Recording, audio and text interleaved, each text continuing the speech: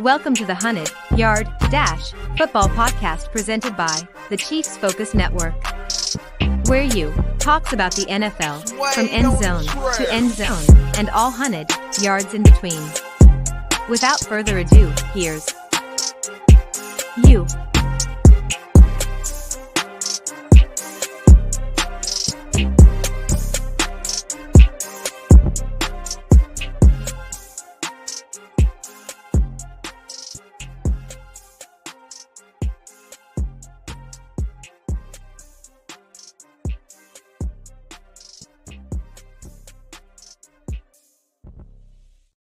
End zone, and all 100 yards in between. My name is you. You! Detective, you? Not you! You! Who? You! Who? Do you understand the words that are coming out from my mouth? Don't nobody understand understand the words that are coming out eh? your mouth. You! Detective, you? That is the letter, Who? not the You. word. Who? We don't know why we keep Do you looping these, understand the but words? we keep it moving. I'm your host. What it do? What it do? You can find this podcast at most places you're gonna find your podcast. This season, and I'm just gonna keep reminding you that this season Chiefs Focus is doing something different than we've done before. As you all know, this is a Chiefs Focus podcast, video cast, whatever you'd like to call it. This is presented to you. The Hunnid Yard Dash is presented to you by Chiefs Focus. So we are under the Chiefs Focus umbrella. And they're doing something new this year by putting all the podcasts under one umbrella. If you subscribe to the Chiefs Focus podcast, you will find episodes of this, the Hunnid Yard Dash podcast, on that under their brand. I do this thing about once a week, normally Wednesdays. Sometimes I do it earlier.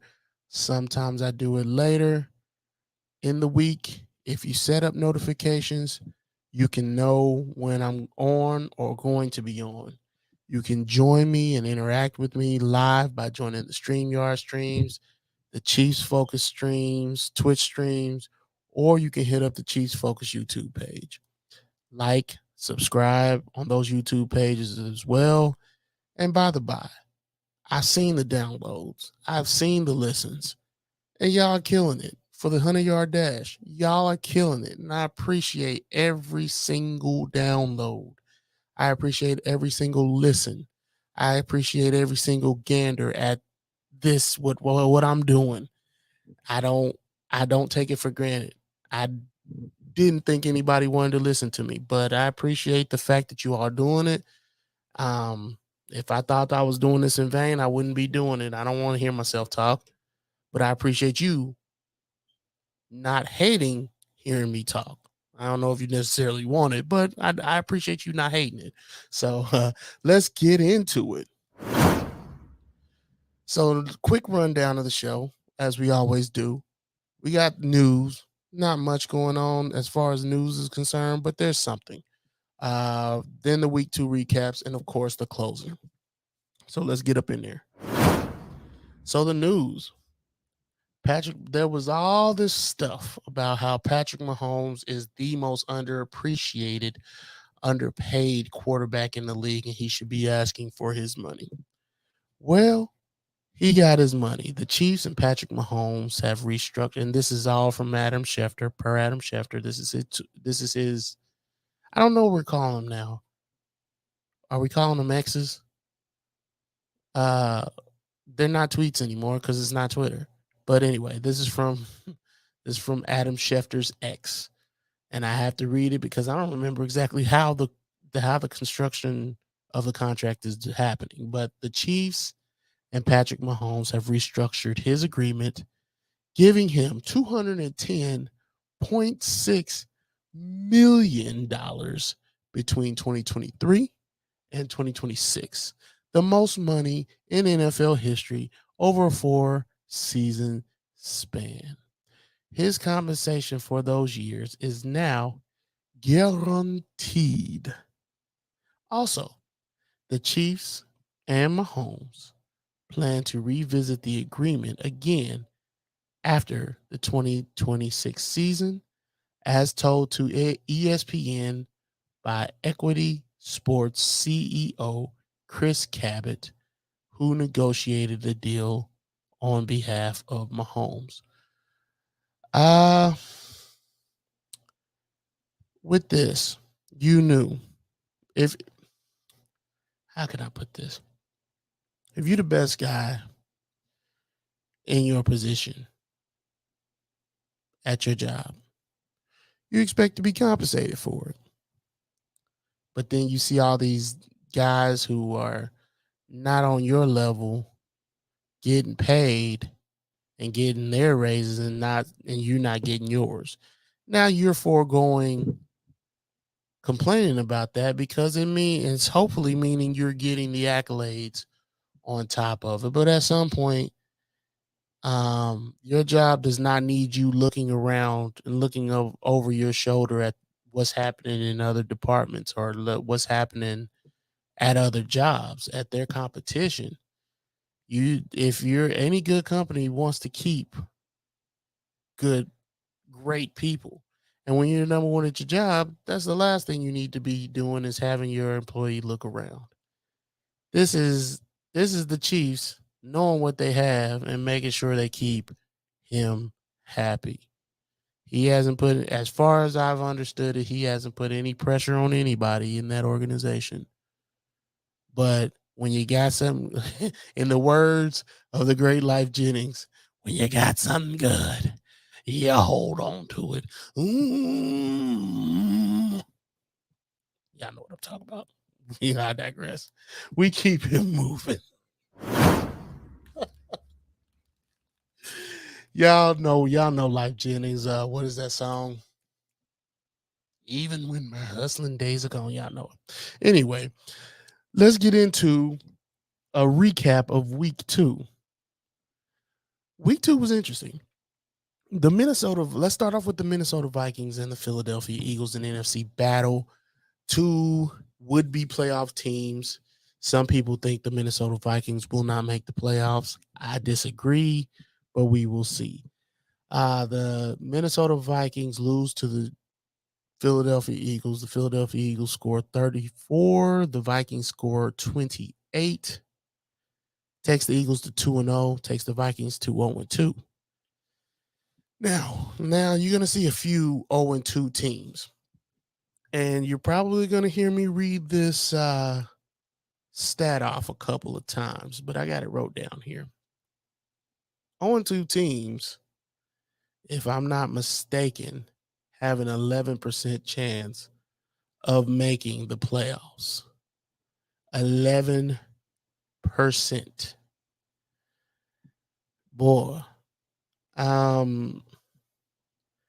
when we talk about 11%, how much is 11%? It's one of those situations where 11% doesn't seem like a lot, but when you talk about what you want and what you need, it seems like enough. You just need that little bit of hope. And 11% is enough. But for teams like the Eagles and the Vikings, that's not who made the playoffs last year. 11% is not enough. And the Vikings are now 0-2. And their chances, where did I put that stat at? I wrote it down, I'm sure, somewhere else. But I just don't remember where. But it doesn't matter. We keep it moving. Yeah, I still can't find it. I wanted to find it, though. When you start 0-2, it's never good. It's never good. You can come back, but the odds are not in your favor. The odds, and there it is. Since 1990, only 31 out of 270 teams that started 0-2 have made the playoffs. That is just over 11%. So, with that being said, the Philadelphia Eagles are for real. We knew that. We knew that's why Jalen got paid during the offseason. That's why um that's why they brought Jason Kelsey back. They wanted to keep this thing going. They want to keep going back to the playoffs and keep dominating going forth. Now the Vikings.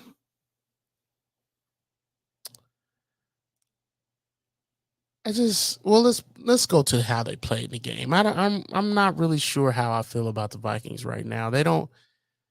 I love Justin Jefferson, but I don't know how I feel about what the Vikings are right now. What the Minnesota Vikings are right now. Even though the Eagles have the same general philosophy, it's different. And when differences exist, so do the adjustments. Okay. While the philosophy stays the same, there's so many differences. What do I mean? The Eagles don't have their offensive coordinator or their defensive coordinator from last year because they've found greener pastures, obviously. Maybe not necessarily greener, but they're now off doing their own thing. Gannon and the other guy who are now with Indianapolis and Arizona. The offense that currently is constructed with their current offensive coordinator, whose names escapes me. It felt iffy at first. Like it felt iffy. It reminded me, and I gotta say this, it just reminded me of last year's Chiefs team where there wasn't about the deep ball. And I know chicks dig the long ball, but it wasn't about that. It was about dinking and dunking and mid level throws to open up bigger opportunities later in the game. And they struggle with that. The Eagles struggled with that for a little bit, but then it finally started blooming. And I don't know how fluid it'll be on for the next go round, for the next game moving forward. But that game specifically, it was a little iffy moving forward. But the Vikings tried to come back, but the Eagles made sure that they stifled them, and they win. The Eagles win. They improved to 2-0, while the Vikings fall to 0-2. Yikes for the Vikings. Let's keep it moving. Let's talk about another 0-2 team against another 2-0 team. The Ravens improved to 2-0 as they beat the Cincinnati Bengals 27-24, and the Bengals fall to 0-2. So the Bengals offense, they're basically the worst offense in football. 2 losses. Now I say that with a little bit of hesitation. They are the worst offense in football. Okay. But let's be real. 2 losses to start the season. They did the same thing last year. And where did they find themselves? In the AFC playoffs. Not only in the AFC playoffs, in the AFC championship. And may have been a sack away from winning it all or going back to that Super Bowl. Chris Jones sack away from going to that Super Bowl. But Burrow, when I talk about 0-2 teams, I talked about that team, that 11%, or just over 11%. But Joe Burrow, it's the same as they did last year. They started off 0-2 and they made the playoffs, but something don't seem right about Joe Burrow. It don't look good. There's something about he had an injury in camp, and I don't think he has recovered completely. And I think you're seeing it on the field. So the question happens to come around: should the Bengals put Joe Burrow on IR? And in order to, keep his legs up, keep his health together. And for those of you that don't know, IR is, I almost said intentional grounding. And I just lost what IR means. But basically, it means if you're injured. Jeez, man. How am I forgetting stuff? IR. Um, but basically, it means injury reserve. That's it. It means you're injury reserve. And the situation with you with injury reserve and NFL, you got to be out for 4 weeks. You can't say, "Oh, I'm feeling better," and you start back up practicing and so forth, so on, and what have you. No, no, no, no, no. You're on ice for 4 weeks. Can't come back early, nothing like that. Used to be back in the day when you got put on IR, it was for 16 weeks. But, the NFL evolved and we got better rules about that now. But put him on ice for 4 weeks, or do you not put him on IR? You rest him anyway. And if he can come back in 3 weeks, you judge it yourself and you bring him back in 3 weeks. Or if you come back in 2 weeks, you can come back in 2 weeks that way. So I might put this up as a poll. Do you think Joe Burrow should be put on ice on IR for 4 weeks and not do any football and come back in 4 weeks, see where we're at? Because there's an option. You are now 0-2. There's a real possibility without Joe Burrow that they could go 0-6 if we add these 4 games onto it. They just got done playing a division rival, a division team. That division is not going to be easy to conquer. You got the Ravens, you got the Browns, and you got the Steelers. And the Steelers don't really have a losing season. So if that's the case, can you afford to put Joe Burrow on injured reserve? Right? Can you afford to put Joe Burrow on injured reserve? I'm not sure you can. I'm looking up the backup quarterback because Jake Browning. And no matter how much he could come into the league and surprise some people, he ain't Joe Burrow. There's a reason Joe Burrow's the starting quarterback. So he ain't Joe Burrow, but he may be able to hold the ship down. But if we're going to be real about it, Joe Burrow is a starter and he ain't held it down for 2 weeks. They on 2. Let's keep it moving. The Ravens.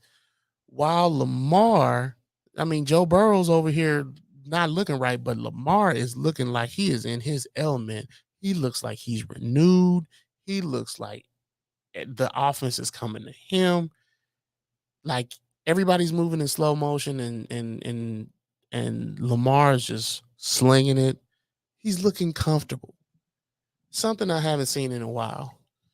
And I like it. I just like it. So shout out to the Ravens who are 2-0. The Bengals are on 2 and they got some work to do. So Zach Taylor says he has no updates on Joe Burrow's aggravated calf injury. Quote, it's hard for me to say right now whether he'll play week 3. Now, let's look at week 3. They have the 49ers on Thursday Night Football. Week 4, they have the Seahawks on Monday Night Football. And week 5, they have the Dolphins.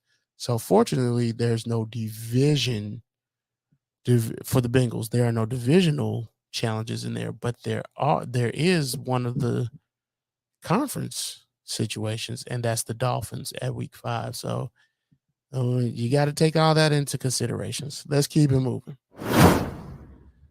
The Tampa Bay Bucks beat the Chicago Bears into submission as they improve to 2-0 and take the Bears down to 0-2.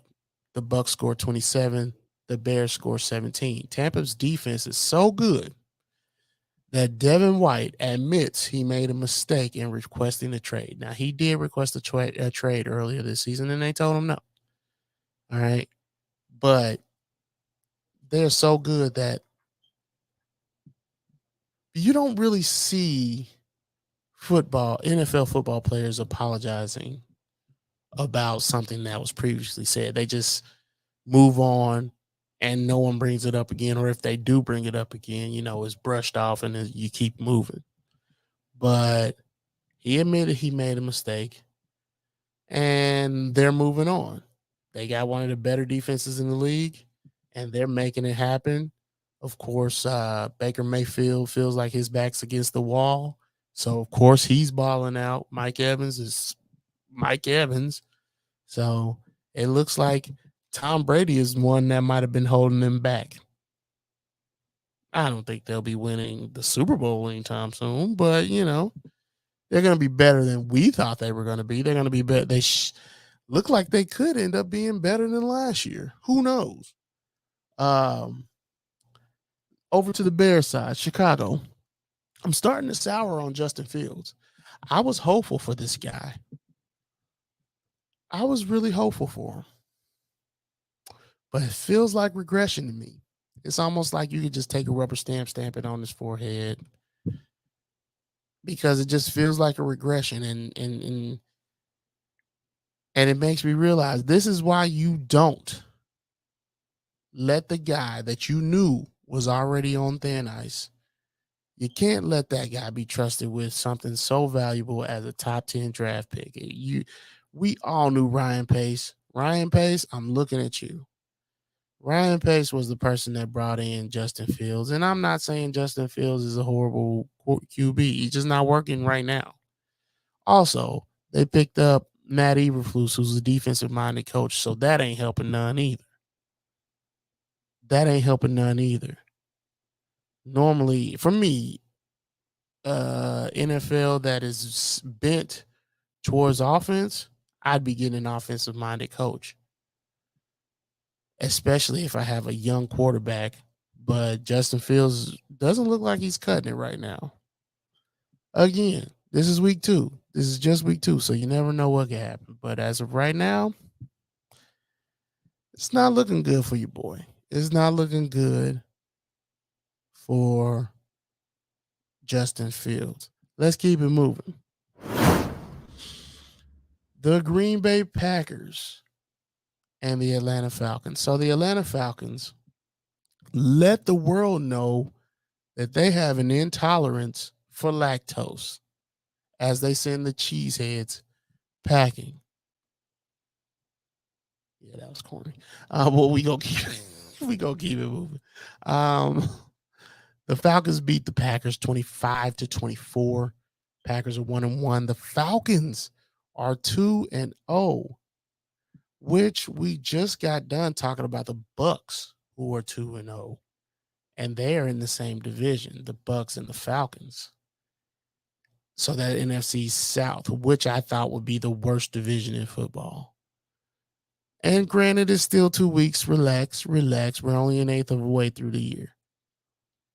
But the Falcons are better off than I already thought they would be. The Falcons let the world know they're here. I'm not prepared to soften my stance on the selection of Bijan Robinson. Right? But I'm getting there. That dude's electric. That dude is pretty dang good. 19 carries for 124 yards and 4 catches for 48 yards. That's nothing to shake a stick at. Shout out to him. That's what I saw.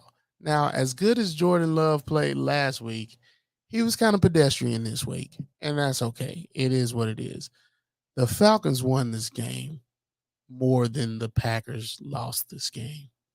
They're not the same, but they're similar. Anyway, we keep it moving. Let's move on to the Colts and the Houston Texans. The Colts get their first win in 9 games against a division rival, a foe, but at what cost? And here's where Thanos comes in and says, everything.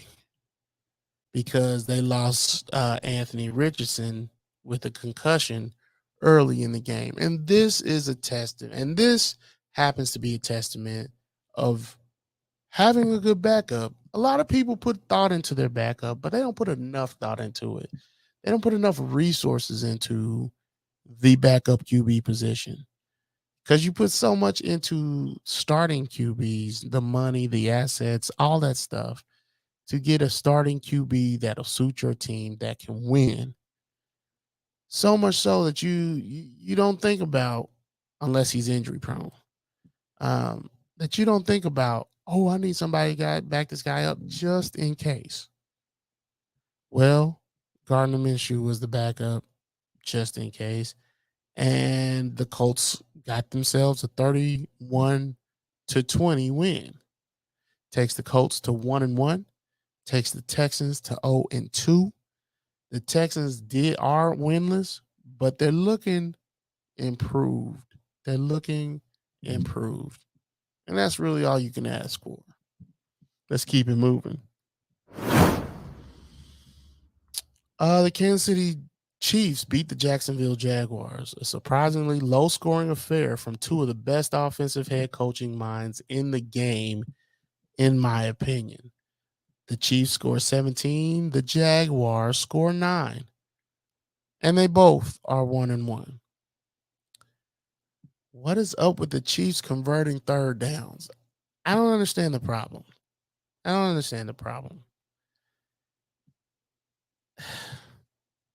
Y'all got to run the ball more. And that's more of it. And if you're like me, this wasn't a satisfying win. You know, as the statement goes, a win is a win. But there's some that all wins aren't equal. You know, there's some that are more satisfying than others because you faced a certain opponent doing it. This ain't one of them. But you got to keep in mind, this is a playoff team from last year. They played you really hard in the postseason last season.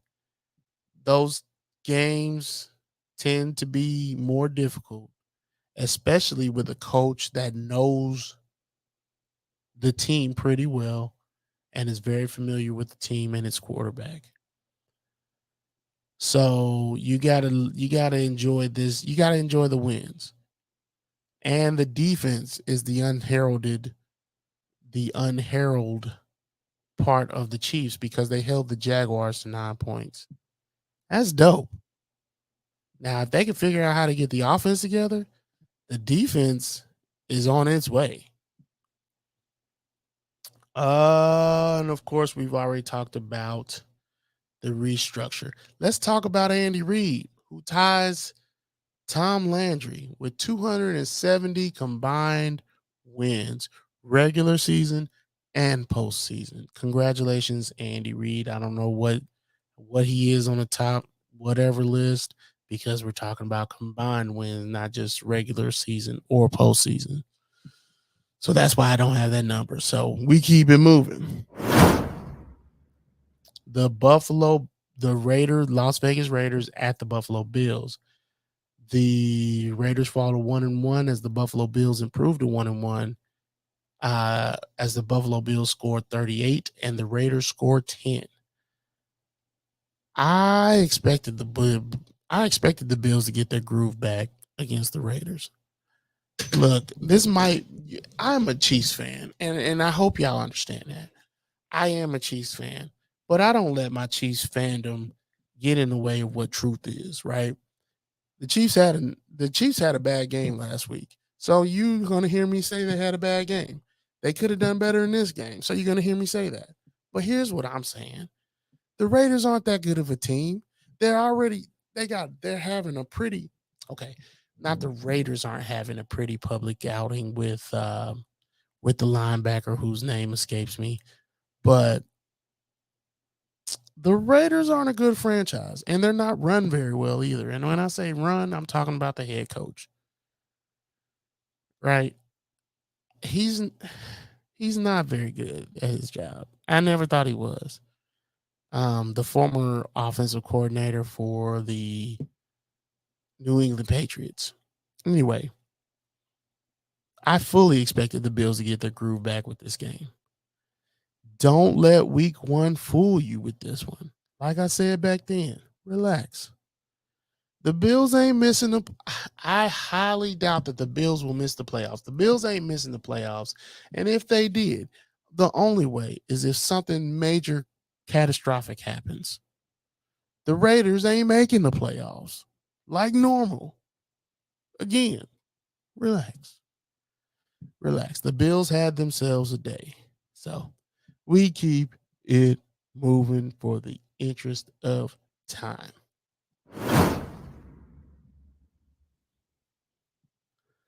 The Tennessee Titans beat the LA Chargers in overtime.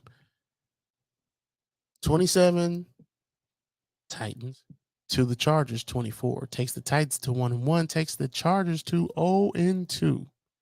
And again, I've got that stat up here, and I put it here because everybody picks the Chargers every year to come out of the AFC West and take over the AFC West. Maybe this will help y'all realize that picking the Chargers at the beginning of the season to win it all is an errand of fools. Yeah, I said it. Sorry to Chargers fans, all 5 of you. I'm sorry, but Justin Herbert just got paid, and he can't beat out Ryan Tannehill. Now, the Tennessee Titans, they break a 7-game losing streak. Going back to last year, because they lost out on that AFC South. Remember that. They lost out to the AFC South. They had it in their control, but they lost those 4 or 5 games, 6 games in a row with losing that last one against the Jaguars to make the play for the division, to win the division. So they break that losing streak, and I feel like Ryan Tannehill felt disrespected. There is a time where most mid-range quarterbacks end up playing out of their mind. I can remember a time where where Donovan McNabb felt disrespected, that Alex Smith felt disrespected, and it's Ryan Fitzpatrick, Chad Pennington, and then they played lights out. Like they had a crazy, abnormal completion percentage, stuff like that. And this happened here. Like Ryan Tannehill was in the zone, boy. He was in the zone.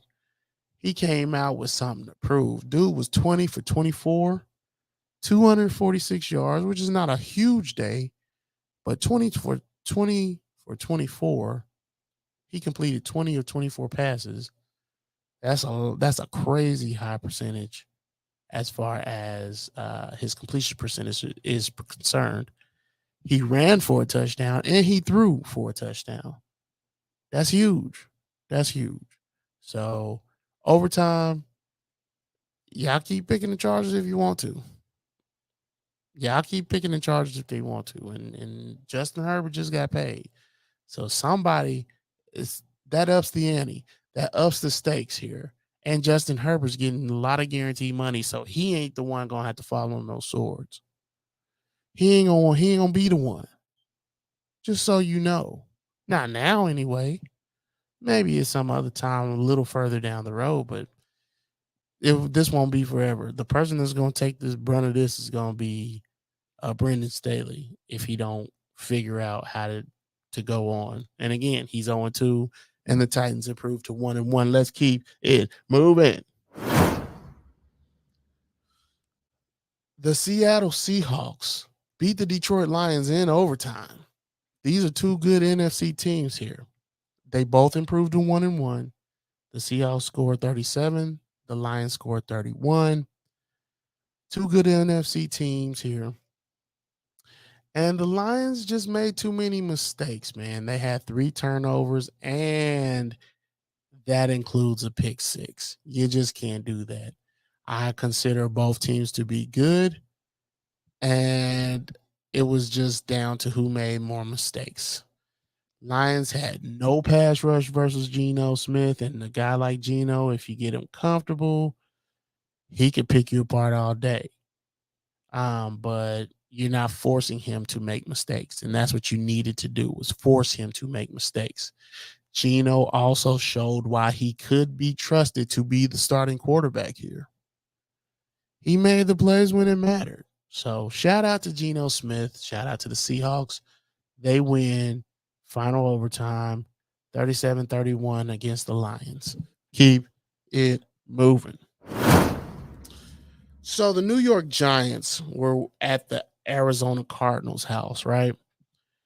And the Cardinals had the Giants on the ropes, boy. They had, if to use a boxing analogy, the Cardinals had the Giants on the ropes, just giving them body blow after blow after blow, just delivering it.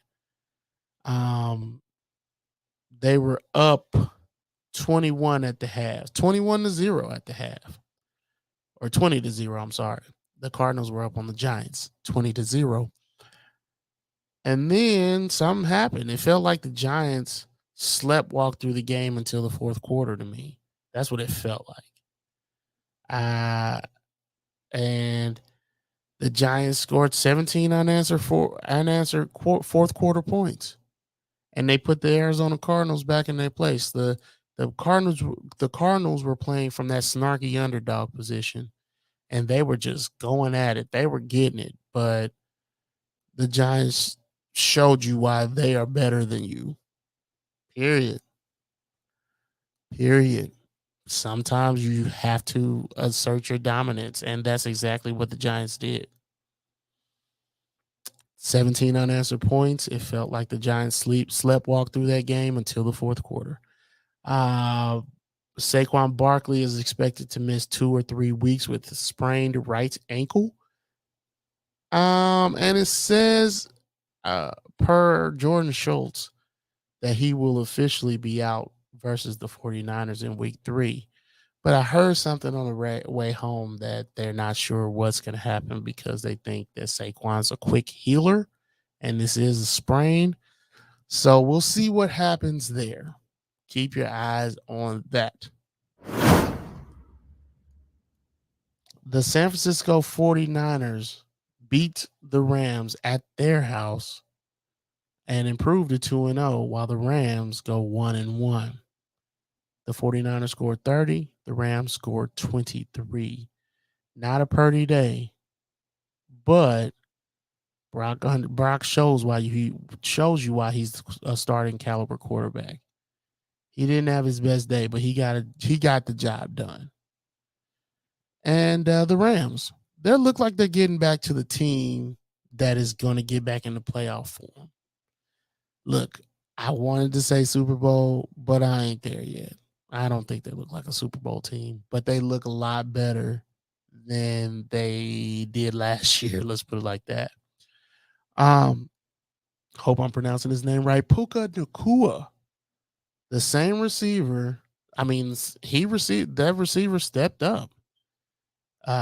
Some receiver always steps up, and he saw his moment and he went for it. Not having not having his normal guy who was out. Matthew Stafford, he turns the ball over twice, and that ended up being the dagger that the 49ers needed to stick them in their back. But I'm interested to see how this budding relationship between Puka Nacua, I hope I'm pronouncing that right, ends up being, because he was catching contested balls. And Matthew Stafford was throwing it into double coverage, and he's making it happen. So I was proud. I was shocked. I was very shocked. Let's move on. Reality sets in with the Jets as they go up against the Cowboys and lose 30-10. Cowboys are 2-0. The Jets are 1-1. Zach Wilson is exactly who we already knew he was. He is. And let's go here. A lot of people expect this Dallas team to be in the Super Bowl. They're the NFC favorites right now. Dallas offense comes in to dominate, and their defense don't play either. But I'm not there yet. I'm not there with the Cowboys. We've seen this team 3 years running. They hit the divisional round, and that's as far as they can go. They can't get nowhere past that. So we'll see. But, people think that they are the favorite team to be in the Super Bowl. But I think the 49ers have a little bit to say about it. And I also think the Eagles have something to say about it. But we'll see what happens. Jets with Zach Wilson ain't ready for a team like the Cowboys. In their current state, they're not ready for another team like the Cowboys. Cowboys are healthy. They running well. They throwing well. They're getting after the passer. No, the Jets wasn't ready for that. Michael Parsons, 2 sacks. Trayvon Diggs, 1 interception. Zach Wilson threw 3 interceptions. This is a strong Cowboys team. But again, we're on week 2. Injuries have to happen. A lot of things have to happen. I expect you to come out shooting for the stars, but normally as the season goes on, you start to fizzle out a little bit and you start to mellow out a little bit and end up being where you're supposed to be towards the end of the year. But we'll see what happens. Let's keep it moving. The Washington Commanders beat the Denver Broncos 35-33. The Commanders 2-0, while the Broncos 0-2. Bieniemy, to me, looks like he's making a difference. Look at the first, I know the book, The Tale of Two Cities, isn't about what the title says it's about. I get it, but I'm going to use this analogy anyway. The Tale of Two Cities. Bieniemy sees the game plan. He goes in at half. He makes the adjustments, and they come out and they get the win.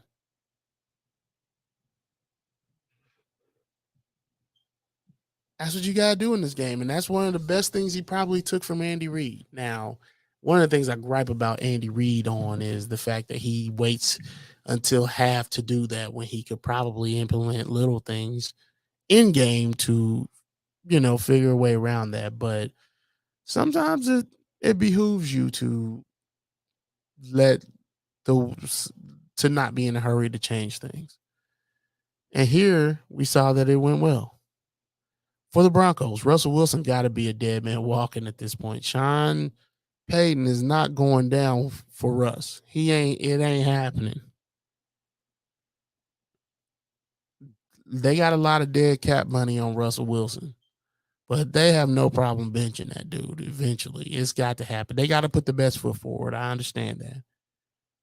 But he started off cooking. The score was like 21-3 at one point, or something like that. Maybe it was like 21-7 or something like that. 14-7, 20. No, it's 21-3. And the first few drives looked great. And then it all came down after that. I guess it cooked for too long. Russell cooked for too long and it burned because that ended up being a loss. Let's keep it moving. Sunday Night Football. The Miami Dolphins beat up on the New England Patriots. Dolphins score 24 and improve to 2-0, while the Patriots score 17 and fall to 0-2. Again, don't forget about the 0-2 conversation, 11%. You understand. But that was one of the crazier endings I'd ever seen. Mac Jones threw that pass to Mike Gesicki, and for like the last 10, 15 seconds, Mike Gesicki having that awareness to lateral the ball is A1. I actually thought I think it was a lineman. I thought the offensive lineman got the first. I was wrong. He didn't end of the game, but I definitely thought he had the first. And I got a question. Isn't this messing up Bill Belichick's legacy? This stint with the Patriots is messing up Bill Belichick's legacy. So Don Shula is the number 1 coach on all-time wins with 347. Bill Belichick is 18 games behind him with 329. Will Bill Belichick have the Will Bill Belichick even have the opportunity to break that record? Because I don't know if he has 3 years of coaching left in him by anyone's standards. Like, I think it's obvious it's been reported that he's on um, the hot seat, varying degrees of a hot seat up in New England. So let's say he gets fired this year. Who's going to hire him as coach, given his age? And anybody who's firing their coach has some turmoil somewhere. So Bill Belichick, he'll have to revamp the whole system. And he's in his 70s. I don't think you do that. So I don't think he'll coach another 3 years. And even if he did, with an 8-win season every year, it would take 2+ years plus 2 games in the third year to beat Don Shula's record. I don't know if he's going to hit that record.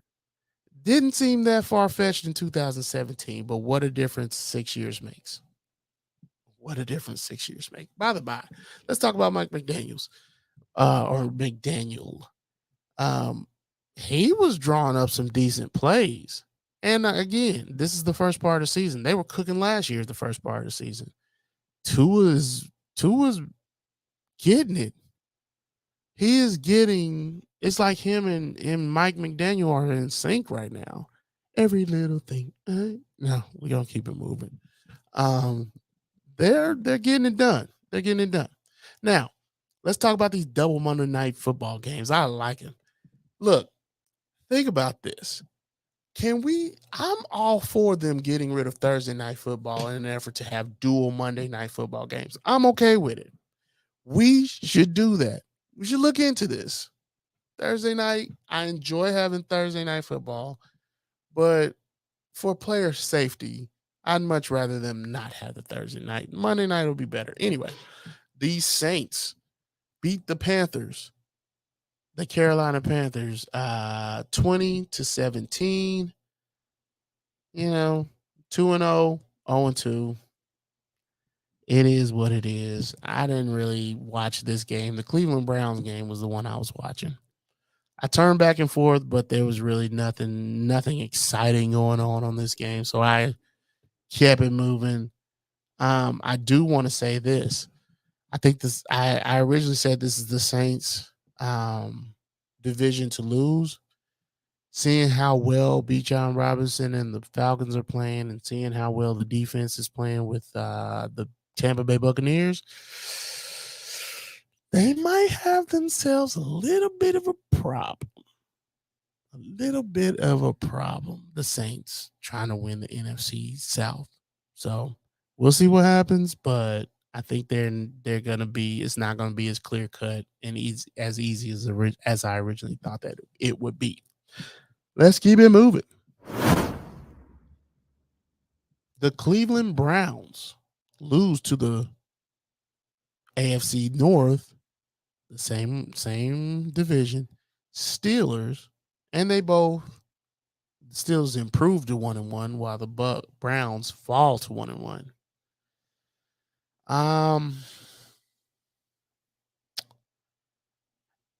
This is the last game. There has never been a time in Watson's career with the Browns that he looks like the guy that they expected him to be. Not even once. Some people doubt he still has it. And it's reasonable to see why the Browns thought he might have still had it.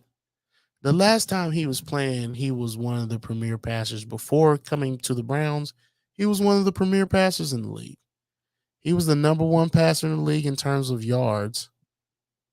The last time he played in 2020, he was the league leader in yards.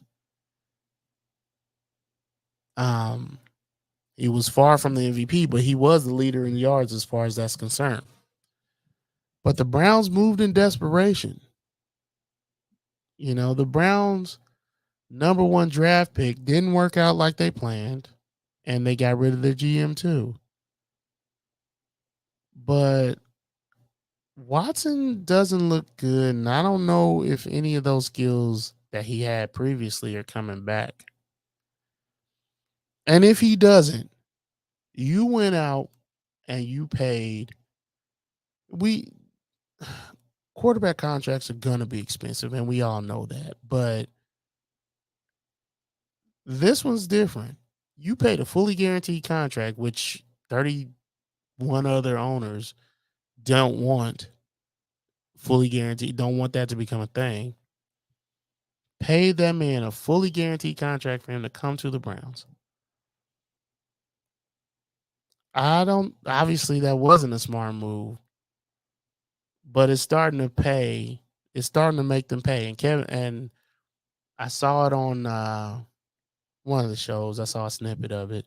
Somebody said Kevin Stefanski's going to pay for his job, pay for it with his job. Of course he is. He was already on the hot seat.